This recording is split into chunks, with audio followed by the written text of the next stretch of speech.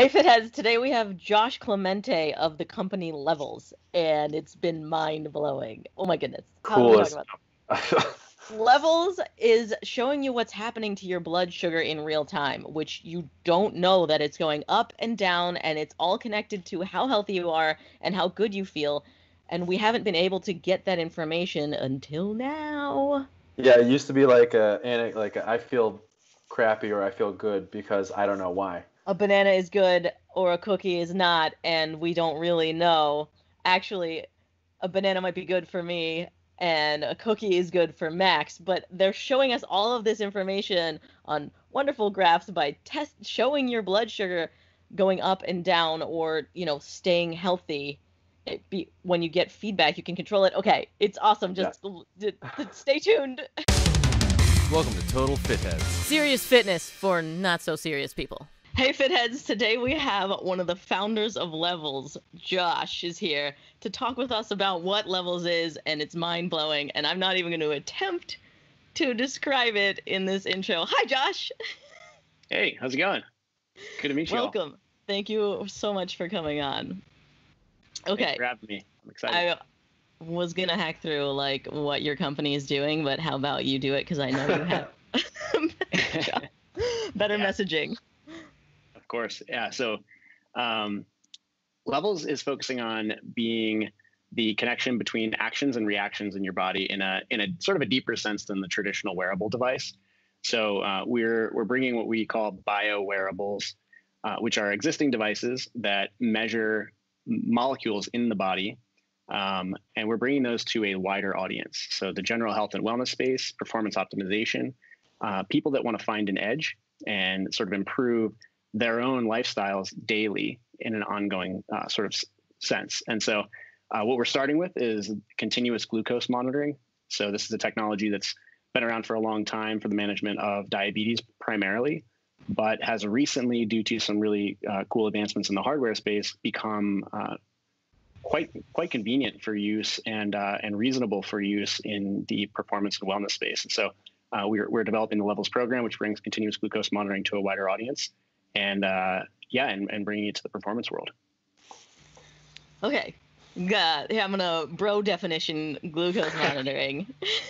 Yeah. So when you eat something, your blood sugar goes up, and that's not necessarily a good thing. We can talk about fluctuation versus keeping it continually low. But basically, diabetics have been testing their blood sugar for a while, but people that are non-diabetic, there's not a lot of data about that. That's just not normal for people to be testing their blood sugar, but it's actually a really good indicator of a lot of things and also a way to work on anti-aging. But yeah, basically you want less sugar in your blood, and you never know until Josh tells you with his device. It's a really great way to make it more understandable. I mean, really what's going on is we're making decisions every single day. And those decisions are essentially, if you poll people, based on nothing. They're based on emotions. They're based on some internet research. They're based on something a friend said.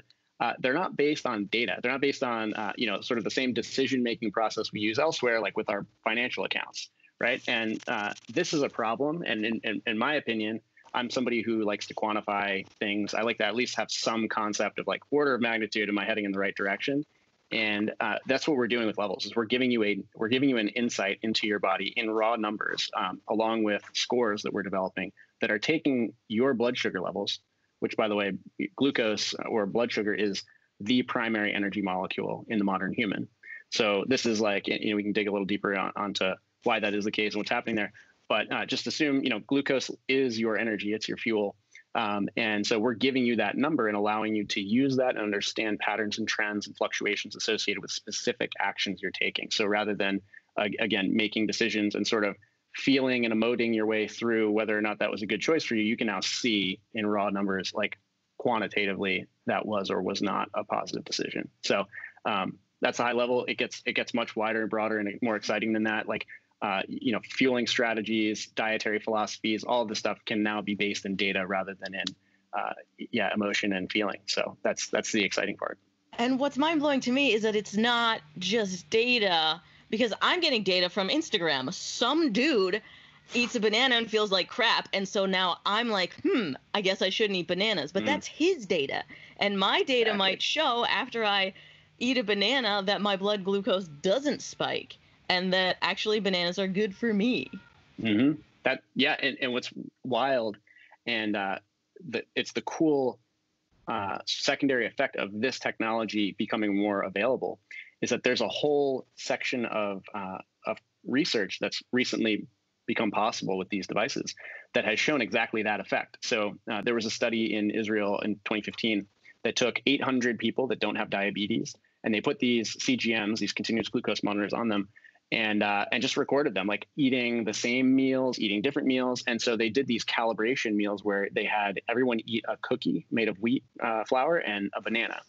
And then they recorded the responses. And what they showed was that two people can eat the exact same two foods and have equal and opposite responses. Okay, so like the banana spikes one person and the cookie flatlines for one person, and vice versa for someone else. And so you now have this situation, which we've always been looking for the golden ticket, the like one size fits all diet. And now this research is showing, guess what? That doesn't exist. You have to know with this data whether you're a banana guy or a cookie girl. Otherwise, you're flying blind. And so, I mean, it's like, of course it's not to say that like one person should only eat cookies and never eat bananas. It's more like one person is sensitive to fruit sugars and the other is sensitive to grain sugars is kind of like what that's demonstrating. And this is unlocking like huge potential, optimizations for people in their daily lives. It's crazy. And it makes perfect sense why there's not a diet book and we're all super fit. Right. Yeah, exactly. Like how have we not figured this out yet? Well, it's because you can't. There's all of this personalization, and it could be microbiome, like the gut bacteria. It could be genetics. It could be just honestly your stress environment. Like it's wild to me. One of the most fascinating things for me is seeing the effect of stress on my blood sugar levels. You have this fight or flight response, which is triggered by stress hormones and adrenaline.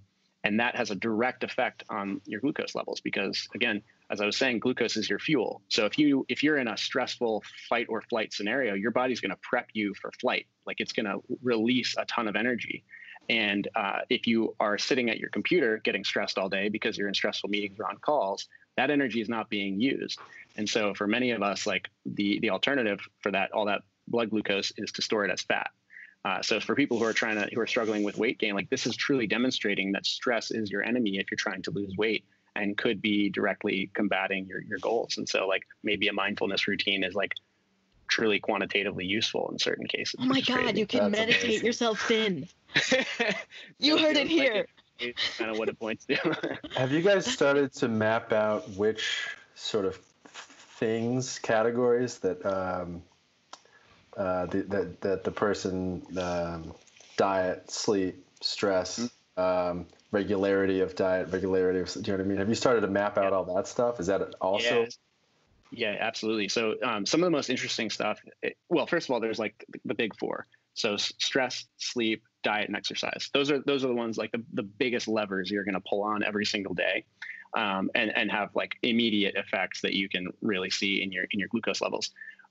But beyond that, like some of the most interesting stuff is little permutations of that. So like you can eat the same meal. So lay out a meal. Let's say you have a salad, you have meat and potatoes, and then you have a dessert. You can eat that same meal in different orders. Right. So you eat the dessert first, and then finish with the salad, and start with the salad and eat through to the dessert, and you will have a completely different blood glucose response. And there is truly an optimal. Like it's not the case that just spikes or glucose fluctuations have no impact on you. Glucose triggers insulin and triggers all of these downstream hormones that affect the way you feel, and it affects, like I said, the modes that you're in. So whether or not you're in fat burn mode or weight gain mode is affected by hormones, which are affected by glucose. And so, like if you're trying to lose weight, eating that salad first and working your way to the protein and finally the carbohydrates is, and this is demonstrated, a better approach for you because it can control your glucose response to that same meal as opposed. So like the order of operations that you're doing and the timing is actually really quite powerful to improve your glucose control. And it sounds ridiculous. I understand, like it sounds crazy, but when you start to see the numbers for yourself, doesn't sound crazy at all. It's such a huge difference. Like and then when you sleep 4 hours and wake up and eat the same breakfast you had yesterday after 8 hours of sleep and your blood glucose skyrockets, you start to realize like the power of rest and the short-term insulin resistance that can cause these like negative responses is really like way bigger than you might have otherwise assumed. So when you're saying like salad, protein, dessert, what you're really saying is like fiber first, yeah, and then the satiating meal part, and then maybe your like spiky stuff at the end. Is that the same for most people? Like that order?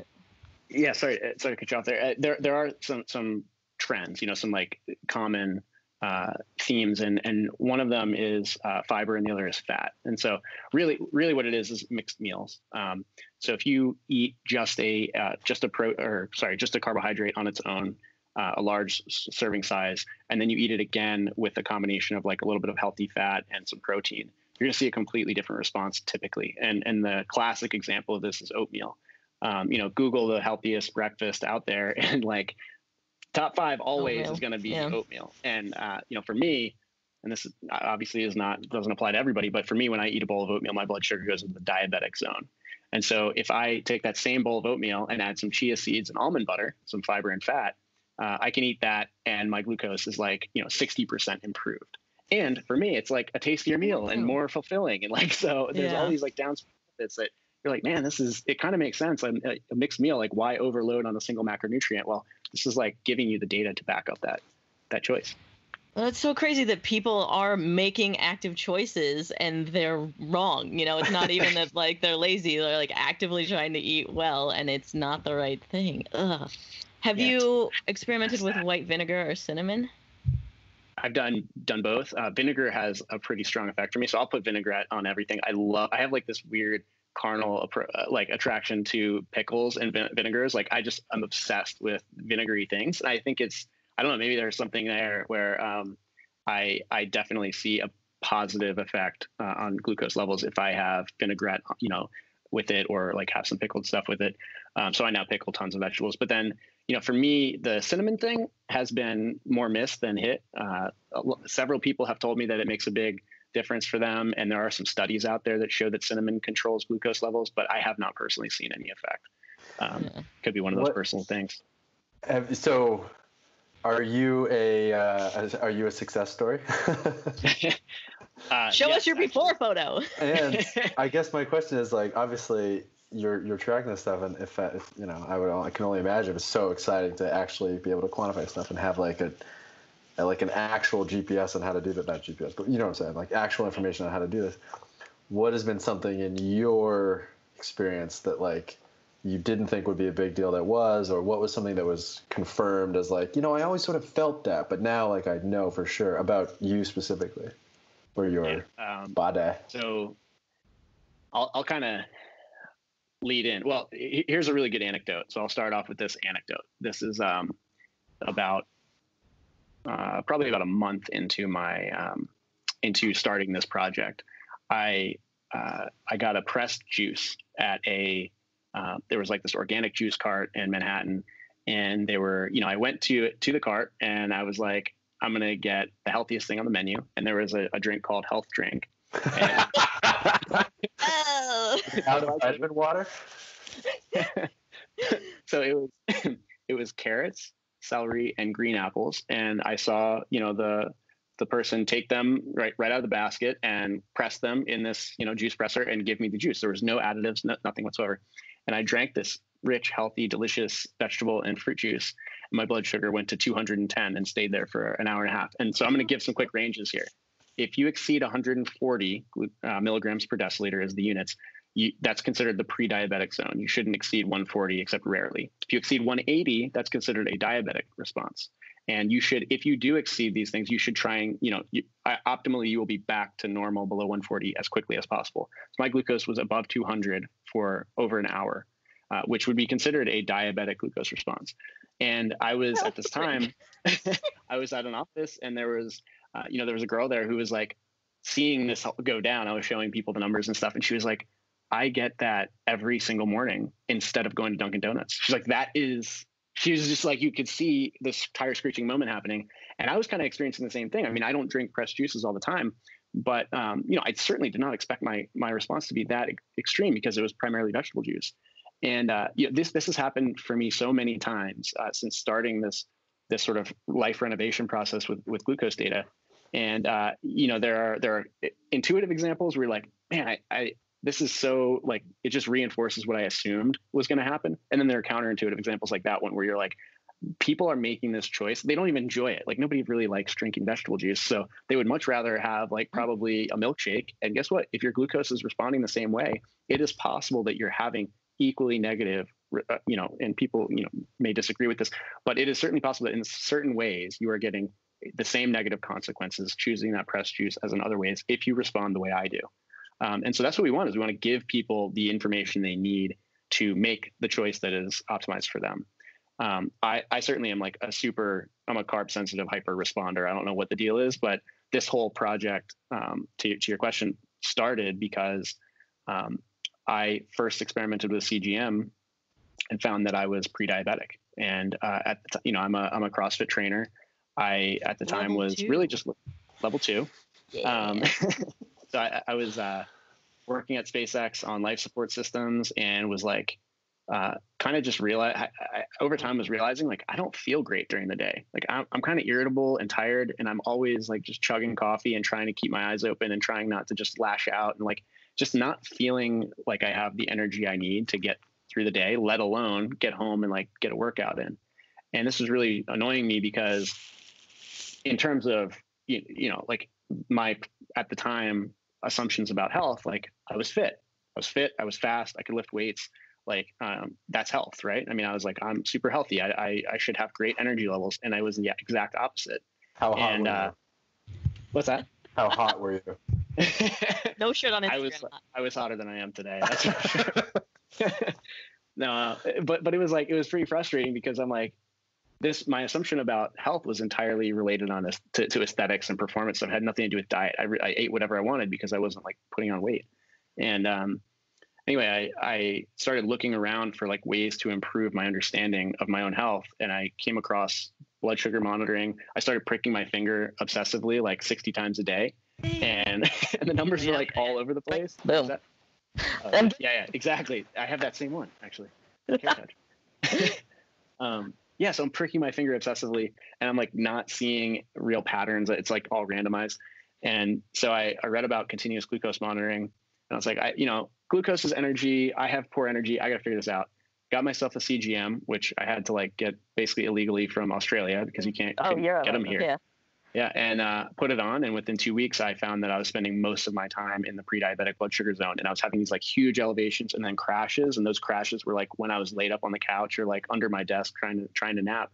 And it was just total like life changer for me. I just immediately started reinvestigating diet, focused on like moderate protein, higher fat, and saw like life-changing energy change. I don't have like superhuman energy, but throughout the day, I just do not have those crashes anymore. I have like consistent energy from wake up to sleep. And that's been the biggest change for me, is just control of my decision-making and of the outcome. Like it's been amazing. To get Did real. you say feedback. Sleep under your desk? I have a couple of pictures of this. Yeah, that was pretty common back in those days. What? I thought that was like an exaggeration or a metaphor. No, this was, this was when I was at SpaceX, and things are crazy there. If you're going to sleep, it better be under your desk because you're not going home. What's crazy to me is that you're saying that like this wouldn't work. I was prepared to, every 30 minutes stab myself.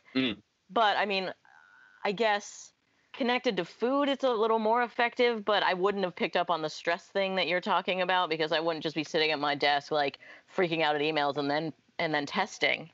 Mm-hmm. But you had trouble like quantifying the data when you were just doing it. So I was seeing, my problem is that the things change so quickly, and I was following sort of the guidelines I was finding online, and like I was pricking a lot. But there's so much data, and it's like, it's amazing what happens overnight. It's amazing what happens, like I said, during stressful meetings. It's amazing what happens when you're exercising and you're not pricking your finger for the 2 hours that you're going on an extended run, or that you're like doing a crazy WOD in the gym. And the things that are happening. Run. I'm sorry. I'm not going to. Okay, keep going.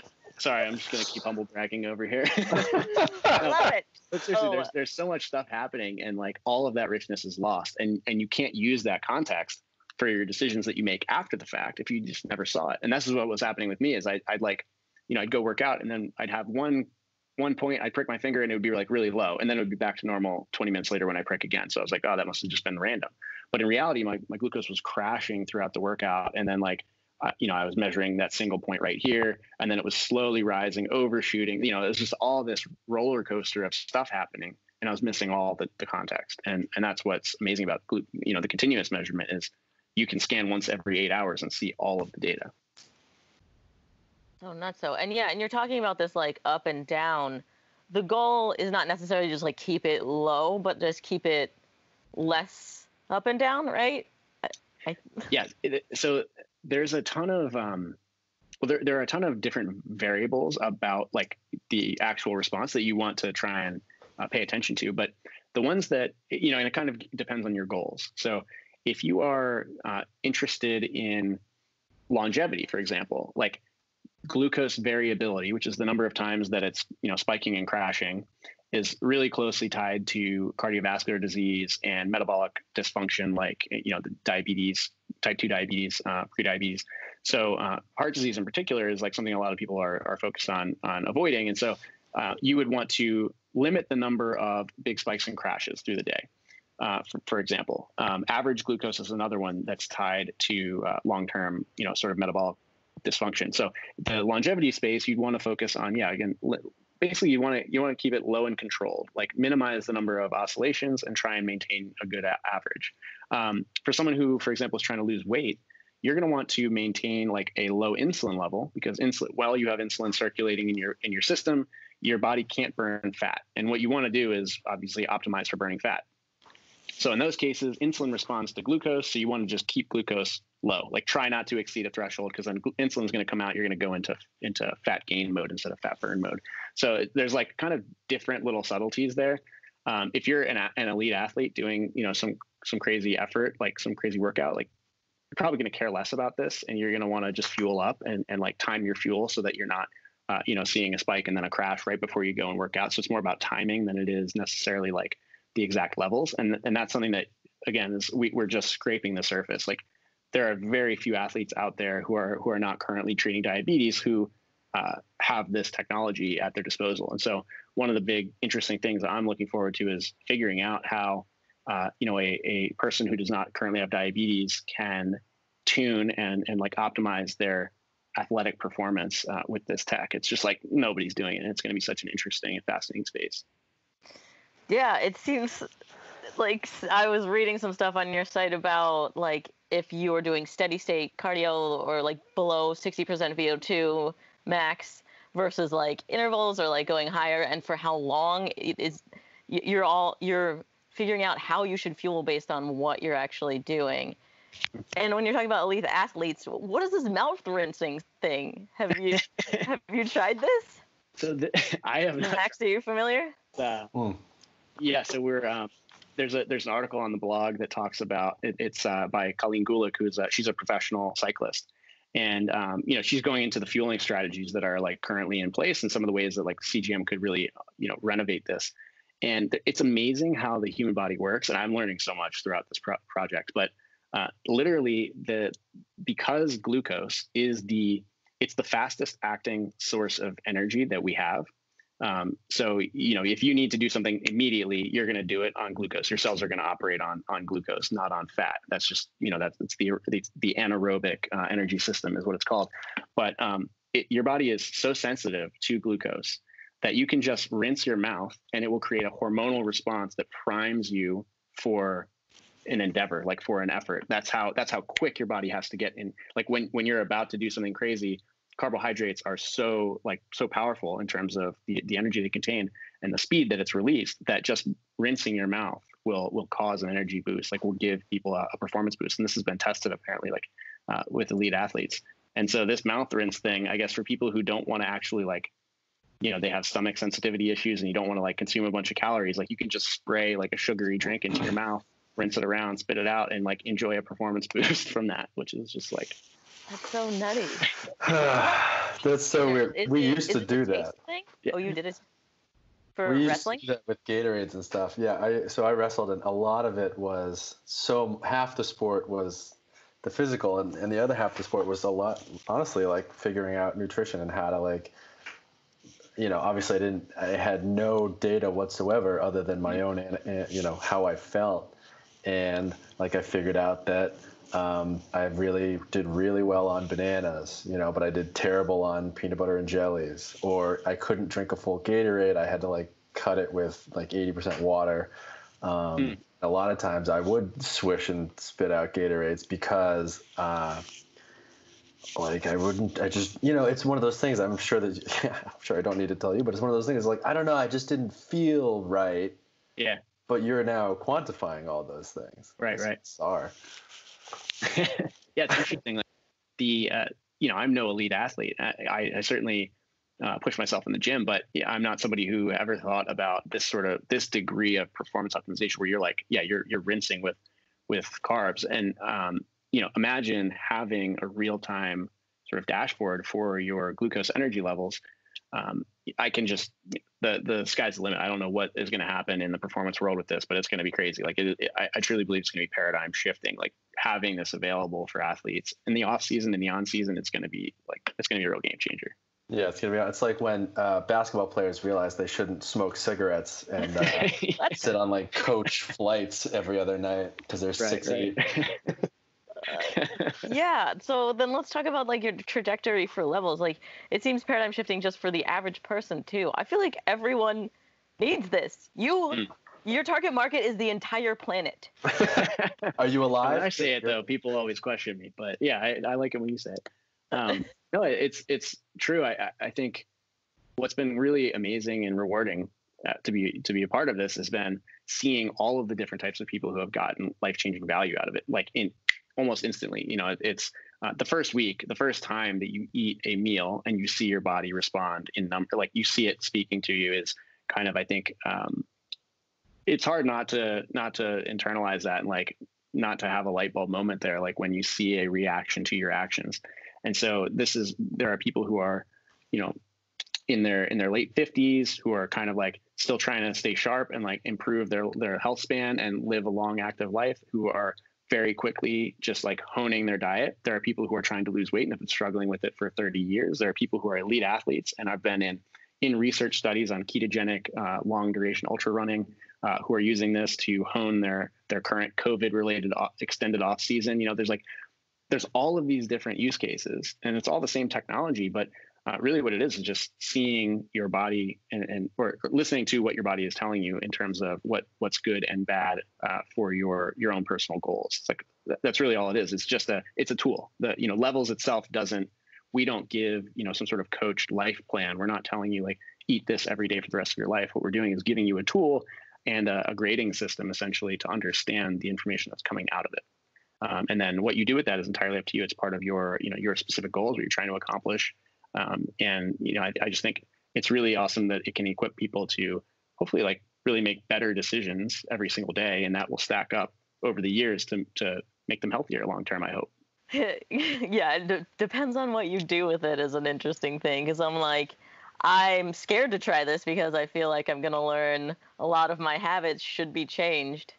But what I really want is to still be able to cheat day, what are your thoughts on every 2 weeks, spiking really poorly?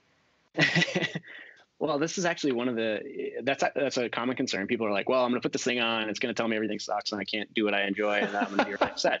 That's totally not true. That's the beautiful thing is like there is positive reinforcement built into this. One of the things I've noticed is that I've always kind of had this, like, I love cheesecake. And I had this real fear that this was going to be like one of my no-goes. And cheesecake, if you think about it, is actually a pretty mixed meal. It's there's a lot of protein, a lot of fat, and there is some sugar. And cheesecake for me is like no problem. My glucose is rock solid. If I allocate the calories for it, like I can eat cheesecake and not have this crazy glucose response. Whereas like in college and a few years after that, I had a legit candy addiction. Like I would eat a pound of candy, and I'm not exaggerating, in a sitting. I had these extended engineering labs that I would do in college. 5 hours long, and I would bring candy there and I'd eat a pound of it. And this probably did some serious damage to me, by the way. But I have, since using CGM, I have not touched legitimate candy. I'll eat dark chocolate, but I do not eat candy anymore. And it was because I had like one little trial size piece of candy with a CGM on, and my glucose responded. It was like second worst response I've ever had from a single piece.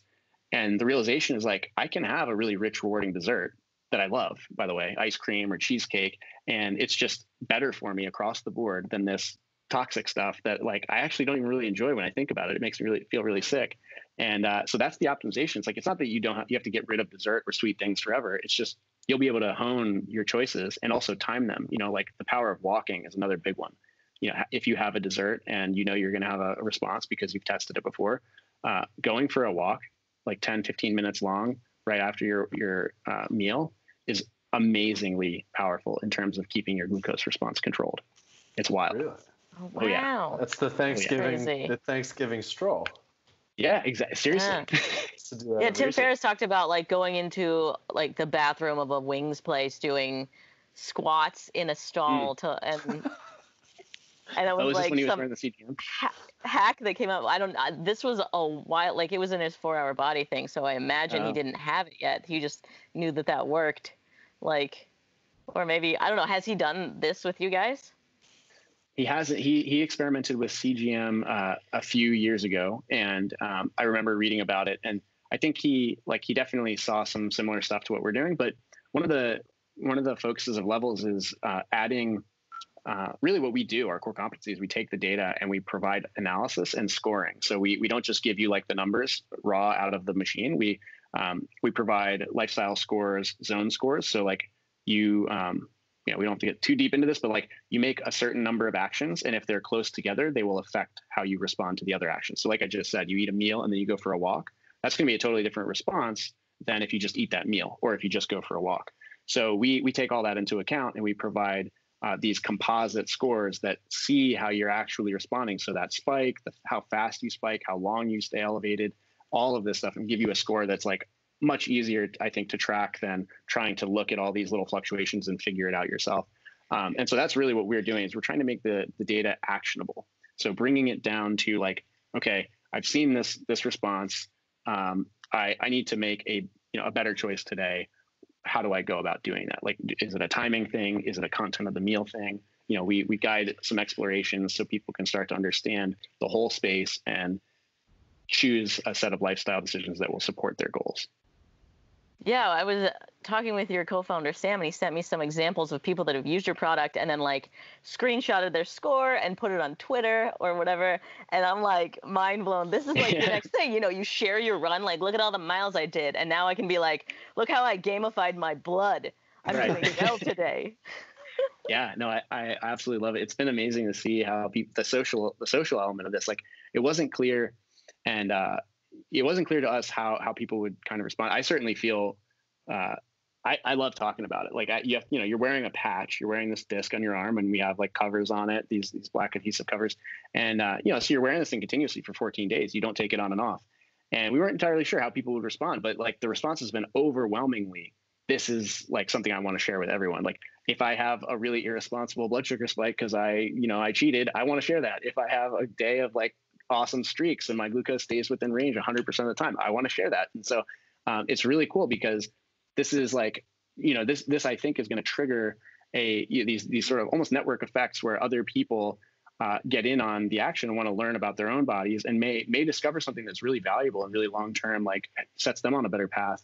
And also it improves the quality of our understanding. Like the more we know about the crazy diversity of responses that are out there, the better our sort of actionability, the recommendations we can make about the data gets. So like as the data set gets larger, we learn more and we can help people make more optimized decisions for them. And this is just because this is such a poorly studied space. We know, I think, quite a bit about how to help people manage their diabetes with this technology, but no one's really studied the rest of the metabolic space to this extent. So Yeah, that's going to be like one of the big benefits, I think, is as more people get interested and start doing it, like we're going to learn some crazy stuff about what's going on out there with glucose levels and metabolic function and dysfunction.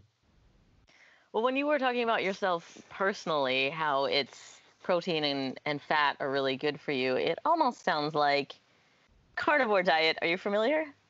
I am. I'm familiar. I have not done it though.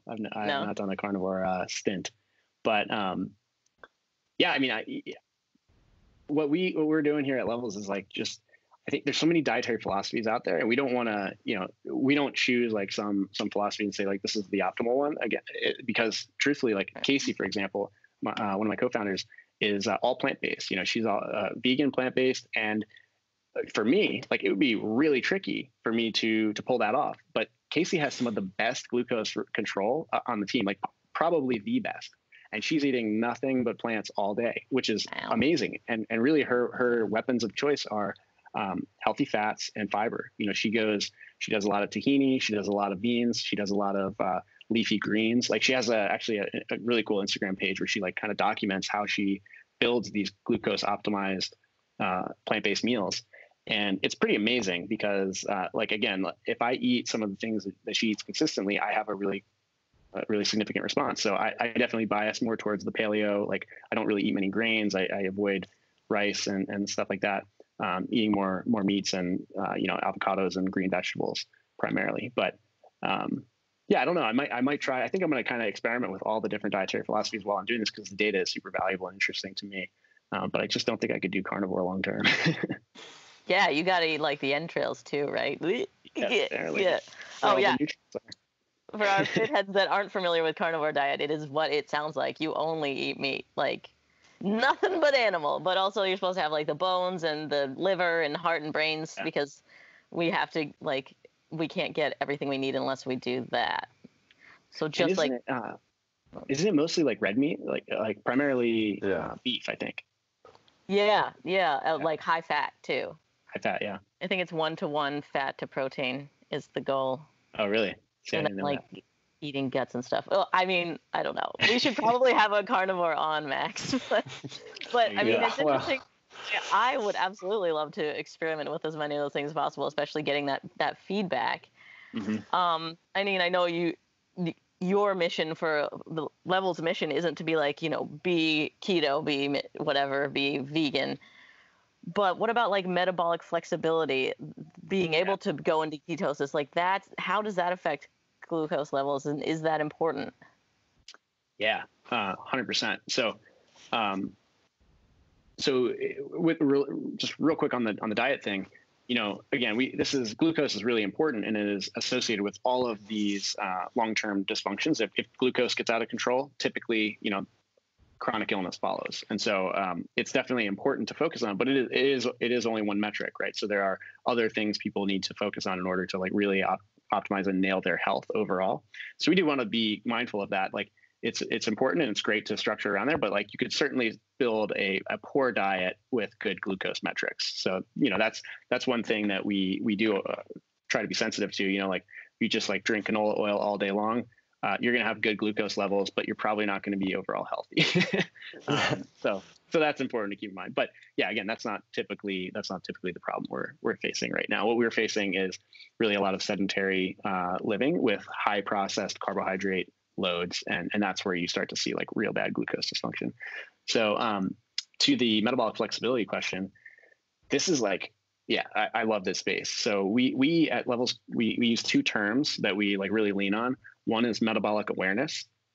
And that's like that moment where you have feedback. So you go from an open loop, which is like making decisions and not getting any response. So not having any data on whether that was good or bad, to a closed loop where each decision you make is influenced by other decisions you've made and the feedback that you got from them. So every decision you make gets better because of the decisions you've made in the past. It's kind of like the way we like to think about it. So a metabolic awareness is like you now have the data, you can make better choices.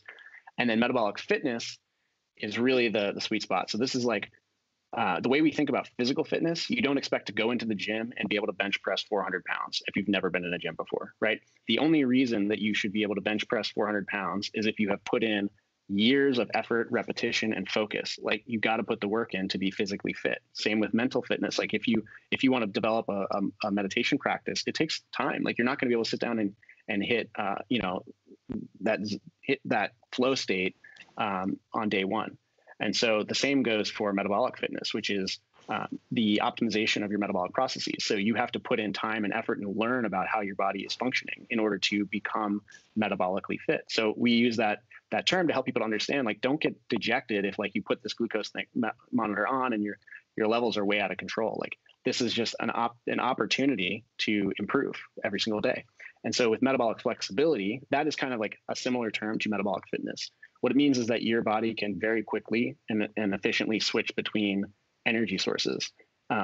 So you have like the primary ones are glucose and fat, and you have the state of ketosis, which is where you have been burning fat and your glucose levels are low, and like basically your body starts to produce these molecules from fat called ketones.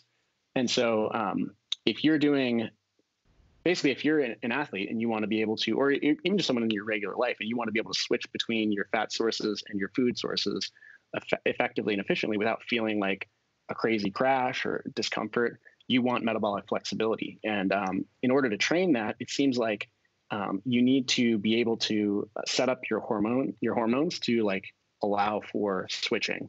And I kind of touched on this earlier.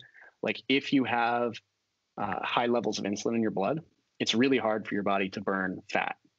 And if you eat high quantities of refined carbohydrates in particular, you're going to influence high levels of insulin, which is going to work against that ability to switch over to fat.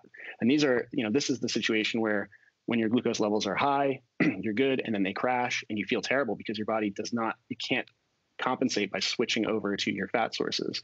And if this happens in the middle of a run or in the middle of a workout, you'll get what we call a bonk, which is where you've hit the wall, like you have no energy, your glucose levels are depleted, and your body can't tap into your fat sources, which is a disaster. I've bonked myself many times.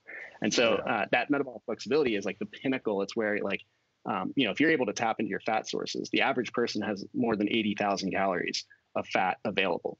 And so 80,000 calories can power you for like literally days of exercise. And so what you want is to set yourself up for that easy switching, where you can just bounce back and forth between the calories that are available and whether those are food or what you're carrying on your body. So we haven't like nailed a recipe for metabolic flexibility, but we're working with some athletes right now who are like at the cutting edge of this. They're typically ultra, sort of endurance athletes, and they're the ones that are most interested in being able to burn, whatever is available and do so like very quickly and efficiently. That's fascinating. Are you, a lot of them, like working on fasting? Have you fasted? So and I've done, I like to experiment with this stuff. I've done, longest I've gone is a little over 72 hours. And oh, dang. I am not elite, but it's really interesting to see because a lot of people, and certainly me before, I started doing this, I had this like preconception that if I don't eat like every 4 hours, I'm going to die. Like my blood sugar is going to crash and I will die. My body can't do that. And I just had this like idea that you have to eat to stay alive. Realistically, like I really genuinely thought that this was necessary to eat 3 times a day at least. And so now with my, more informed understanding of how my body works, what actually happens is I go into like this optimal space where my glucose levels stay perfectly flat. Ketones get produced from my body fat to like make up for the energy I'm not bringing in from food. And I just cruise all day long. Like my hunger levels are like, they kind of come up and down, but generally speaking, it's totally doable. And I can go for 3 consecutive days without eating anything. And that realization is like, it's pretty powerful. Like you're no longer sort of chained to this like eating schedule and specific habits. You can start to make decisions based on like what works best for, I don't know, what you're trying to do. Yeah. And, I like to do it. I play with it for kind of like the longevity thing. I listen to Peter Attia and so I've started gotten into it for that like autophagy effect, if that's real, but other people, have other choices. Yeah. We need something to wear to test your autophagy. Exactly. Yeah. That's the next level. So you've tried it out for like what, like quarterly kind of things, or are you Yeah. like intermittently? Okay, that's cool. So Interesting. I kind of, yeah, I definitely probably intermittent fast. I mean, I don't typically eat before noon now. But I don't do any extended fasts unless it's kind of planned, because it's really important. One thing I have noticed is if you just jump into a fast for an extended period of time and you haven't been, or at least if I haven't been eating sort of a higher fat keto style beforehand, it will be like the hunger will be pretty intense for the first 24 or like 36 hours before it dissipates. Whereas if you go from like ketosis into fasting, for me, I've seen like almost no hunger when done effectively. Like your body's like already burning fat. This is the metabolic flexibility thing. Like you're already burning fat, and so it's a much easier hormonal transition to go from fat to fat than it is from glucose to fat, especially if you've done it before. And what have you seen? And this is kind of just like a self-serving question, because I fast every day for a long time and then eat a huge meal. Like, what have you seen after coming out of a fast? What does your glucose do? It definitely depends on what you go for. So one thing that seems to be the case is that when you don't eat glucose, when you like go into either ketosis or you fast for a while, your body makes your muscle insulin resistant is what's called. So like it's called acute insulin resistance. And the reason it's doing that is like your muscles are saving the glucose that's in your blood for your brain. It's kind of like the theory. And so since your muscles are most of the energy usage of your body besides your brain, if you jump from this insulin resistant state and then like dump a bunch of sugar into the bloodstream, because insulin resistance prevents you from being able to effectively use the glucose that's in your blood, you can see like a pretty significant blood sugar response. Like your blood sugar will spike pretty significantly because your muscles can't like soak it up. The way to like, I guess the what I've read is that you can kind of taper your way out by sort of introducing carbohydrates back somewhat slowly. So what I'll usually do is eat like chili or something. So it'll have like some beans or something in there along with a lot of meat and fat. And that'll be like my first meal. And then, a few hours later, I'll have like, if I'm eating more carbs, I'll have probably, in most cases, it'll be like a sort of a soup with more beans. Typically, like beans are kind of my go-to carb, and some vegetables that have like maybe some carrots or something that's like pretty fibrous, but still has sugar in it. So I usually don't go out from a fast like straight into a huge like carb laden meal because my blood sugar doesn't like it. Interesting. Okay. And what about like the length of a fast? Does that seem to affect things, or is it? That's a good question. I actually don't have enough data to know that. I think you could probably see this like insulin resistance thing happen within about 24 hours. Like we've seen people who have come out of fast like with a carby meal and have been like really shocked because those same foods like didn't cause them any problem, in normal life, and then eating it right after a fast does. So there's definitely something there, and there's definitely an optimal way for every person to like come out of a fast. It also sounds like you shouldn't be lifting on a fast, which is something that I do, because your muscles are turned off, basically. Well, it's not that they're turned off; it's that they're biased towards burning ketones. So you can use fat for energy. It's that they will save the glucose for the brain. So I think a lot of people will describe like they just don't feel as strong, or like they maybe hit the wall a little bit earlier when you're fasting.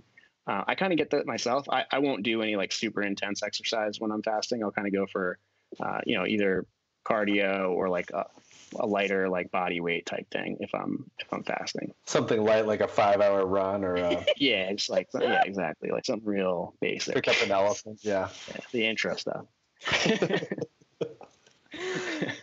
All right. Okay. It's so crazy interesting because it feels like everything everyone's ever done is based on general feeling and they've never been able to quantify it, or at least in a way that they're used to it. Maybe like, oh, I had a crappy workout because, I ate crappy last night, but in reality it's because you didn't sleep, or it's because you got into a fight with your mom, or you know what I mean? Yeah. It's crazy to think like everything you're actually putting numbers on things and having us be able to track stuff in real time, or not even in real time, like in reality. Do you know what I mean? Yeah, it's putting, this stuff is happening. This is the interesting thing. It's like, it's happening whether you're measuring it or not. It's just that you can't manage what you can't measure, right? So, and you can't this make is a just decision. showing you, right? It's possible we're making decisions based on the wrong information, or the like Probable. Probable, yeah. It's probable. Yeah. I mean, there are certainly people who are, they're hardliners, and they say like everyone needs to do this to be healthier. But when you start are you to worried see that the entire fitness community is going to like beat you up because they're selling snake oil or Bananas a Bowflex, or you know what I mean? Yeah, bananas and Bowflexes. They're going to just bananas and Bowflexes. Yeah, that is who we're afraid of. Big Bowflex. I think it's definitely the case. Like, people are going to basically point at this and say, this is another fad or something, like this is like some other crazy, like, effort to get people to do things that aren't healthy for them. But, again, I just want to reiterate, like, we don't have a philosophy at Levels. Like, the philosophy is that glucose dysfunction is one of the number one causes of concern in the world today. Like, if you look at the rates of diabetes, the rates of heart disease, all these are metabolic conditions that are rising at a rising rate across the world. And our theory is that this is because people just don't have information. It's not that nobody wants to get sicker. Nobody wants to gain weight. Nobody wants to feel horrible every day. And we're not telling you that you have to eat some specific, supplement in order to get out of this. We're just saying, use your own body's information to make the choices that you're already going to make. You're going to sit down for lunch tomorrow and you're going to eat something. What are you going to pick and why? That's a question that most people honestly can't answer with anything other than, well, I like the way it tastes. And that's okay. Like, you can eat something that you like the way it tastes, but you should have, if you're trying to get healthier, a rationale that goes deeper than that. And so that's what we're trying to do.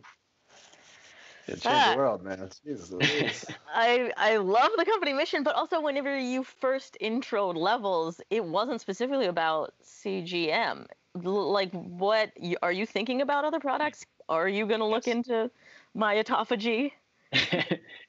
So our goal, like the broad vision for Levels, is to make metabolic health possible. So to make your daily decisions, really, it's to make your behavior changes that will make you healthier actionable, like allow you to make that happen. And so the goal is to reverse the trends in metabolic dysfunction that we're seeing. And so, like I mentioned earlier, glucose is really important, and it is the, I think, obvious first choice to improve. If we could improve one, sort of molecular dysfunction that we have, it's glucose dysfunction, I would say. And then beyond that, like, if you want to improve our ability to do that, or improve, a specific, performance space or weight loss space, we should be able to measure. We should be able to bring more data to that problem. And so, being able to measure, like, ketones, for example, in real time, so which energy source you're using. Triglycerides, cortisol, like your stress hormones, potentially even insulin someday, which would be a real holy grail. Like, there are all these other analytes that really matter, and that if we could introduce them all, like, into a single uniform scoring system and data system in your pocket, it's, in my opinion, the way that we will make health information more like financial information. Like, if I can check my bank account balance in my phone, from my phone every day, and know, like, what I'm spending on and when and how much I've got in the bank, I should be able to do the same thing with my health information. I think, it's way too hard to get access to your own body's data. So we will not stop at glucose. That's awesome. Yeah. Yes, please keep going. Okay, we have one subject to touch on that we do every guest. Okay, as a fitness or health professional and a CrossFit trainer, what are your thoughts on alcohol intake? This is interesting. We wrote a blog article on the Levels blog kind of about this. I know, and I haven't slept since I read it. Okay, good. I'm glad you read it. I personally feel that there is a right way to do alcohol. What's that? Max is drinking a beer? No, it's the coffee. Everybody calm down. Coffee, relax. It's 2:00. It's 5 over here. So, I think there's a right way to do alcohol. If you're choosing to have alcohol in your life, there is certainly a right way. And there are a lot of wrong ways to do it. And I think, for anything, people just need to be mindful about the way they're going about it. Like, what role does this substance have in your life? And for me, a lot of things, I can kind of go aggressive on a lot of different things, caffeine being one of them. You can kind of overdo almost anything. And certainly alcohol is like one of the easiest to overdo. There's tons of data that over consuming alcohol is really bad for you.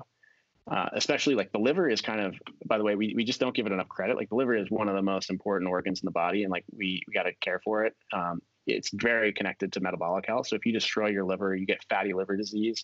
This is what's making kids. So there's this disease called non-alcoholic fatty liver disease, which is like really affecting obese children at rates that are like completely unprecedented. And it's because they're consuming a huge amount of fructose and sugary beverages. So like if the liver breaks down, it's disastrous. So I think that's one of the biggest concerns with alcohol is like the liver damage you could do.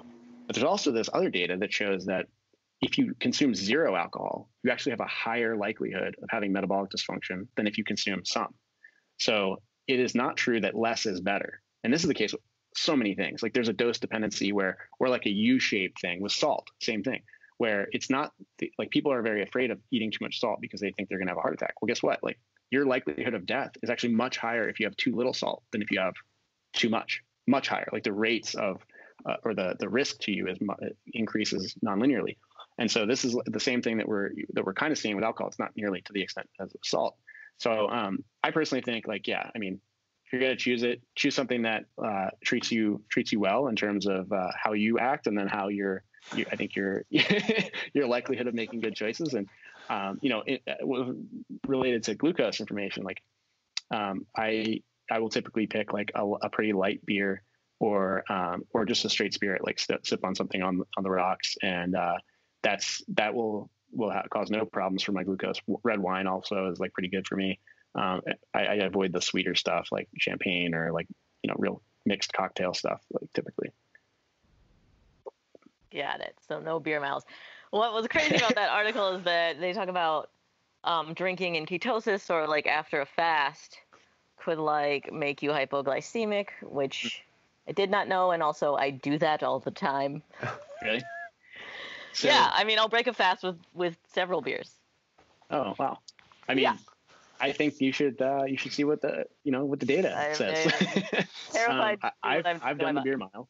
I've done the beer mile. I should do it with a CGM. I haven't done it since I started measuring. Don't worry, I'm That's perfect. Yeah, we totally should. Want to go? Let's do it. We seriously should. We'll compare data on this one. Okay. This is something that has to happen for science. Yeah, I don't know. So alcohol will definitely, in certain cases, lower your glucose pretty quickly. And so I could see it being a problem if, the data shows that like you can go hypoglycemic, especially if you're already in ketosis and like your glucose levels are baseline low. I just don't think this has been studied well enough. It's probably not. I'm certainly not going to give any advice here, like at all. But I don't think there's enough for me to say one way or another whether that's like actually causing hypoglycemia or not. Like some people have beer and that like their blood sugar rises. So I mean, I guess it kind of depends on the beer. Well, I'm excited to find out. I didn't tell you to do any of this. One of the worst physically I've ever felt in my life was I was trying to get all the salt out of my body, and it was crazy how terrible I felt. I could barely stand up at the end of it. How did you do this? Were you like you were wearing trash bags and running or something? Like yeah. So I ate and healthily, what I thought was healthily, and then I drank a ton of water, and then for a couple of days I cut out anything that could be slightly salty, and I drank as much water as I could to flush it all out. Again, these are college kid science terms, so please take it with a grain. And then the last couple of days I was doing trash bags and saunas and rubber suits, trash bag suit. And I got all of the liquid, I in theory washed it all out, got on the scale. I was the weight that I was trying to weigh in. I was super, super light. And then I started exercising and I couldn't lift my arms. And then I got thrown down and I couldn't stand up, and I was like, well, perhaps this was the wrong thing to do. That is crazy. But Yeah, with that's salt, so. it was, you know, the one I focused on salt, like, because I thought that was the best way to get as light as I could, was to get all the salt out of me. And I was just trying to lose water weight. But I guess to anybody out there, like, be careful trying to get rid of one thing, or be careful trying to take too much of one thing. You know what I mean? It's just, it's crazy. Oh, totally. Like, there, you could definitely, you know, just orienting around a single metric, you know, and this is something we want to be mindful of. It's just like, you know, be moderate. There's still, it's not like with glucose, it's not better to have lower glucose. It is not true. Like, below a certain level, again, like, you're going to become hypoglycemic, and that is immediately risky to life and limb. So, yeah, it's all about, like, just balance, I think. So salt, man, that one's scary. The cutting in general, like cutting in sports, cutting weight, especially in obviously martial arts and wrestling, like, it's crazy how like, I don't know how we don't have more sort of like serious injury from or regulation. Something. I mean, in my opinion, it ruins most of those sports, and I love those sports more than anything in the world. And the weight stuff and the cutting of weight stuff, it almost ruins it, and especially ruins it for kids. I mean, high school kids, middle school kids, it's a disaster. But what's nice is it taught me to, like, look at what I'm eating, or when I'm eating, or how I'm eating, or, you know, how often. And because we were sort of, I guess, now that I'm thinking about it, fasted, like, it really, you could hone in on one change, then you realize, oh, that's the thing that makes me feel this way. And so it is a sort of an informed decision. Yeah, it seems like you like maybe just averaging the weight for like 3 days prior to the match. It's kind of like, that's how you should have to cut weight. Like, you shouldn't be able to just crash diet thing. Yeah, I mean, you should have to average that for the 6 months of the season or whatever. Sure. Maybe if I'm wearing the patch, you know, we'll just slap that on there, an extra feature. Knowing your weight in real time. Yeah, hydration is one interesting space. Like, there's some interesting tech coming aboard, like for hydration. I think it's like, it's fairly short. Like, it doesn't last very long. You wear the patches, like, sort of disposal style. But yeah, I think you should be able to measure hydration levels in the near future and know, like, with pretty good certainty. Yeah. Not just staring at your pee the whole time, you mean? Yeah, classic spectrogram. Well, thank you so much. It's been eye-opening to talk to you. Absolutely. I'm stoked that you're changing the face of biofeedback. Yeah, you know, it's a big space. You know, there's a lot to do here. So I'm looking forward to hearing what you learn. And Max, we should get you in there as well. I'm in. Can I get it implanted so that I have it forever? You can. It's only going to measure for 14 days, but if you want to do that, yeah, no, we'll make that happen for sure. Sweet. And if our fifth heads want to find you guys and learn more on your awesome blog, where should they head? Yeah, so the website is levelshealth.com. The blog is levelshealth.com/blog. You can sign up on the homepage, by the way. Throw your email in there. We'll keep you in the loop as we get closer and closer to our big launch, which is going to happen later this year. So right now we're still in beta phase. We have kind of a closed early access group that we're working with right now to improve the product. It's all about feedback, and we'll be doing that full launch, like I said, later this year. And then follow us on Instagram, Twitter at Unlock Levels, and we're looking forward to connecting and bringing this thing mainstream. Changing the world. Yeah. Thank you so much. All right, and thanks to the Fitheads. And subscribe on Apple Podcasts. We will see you next week.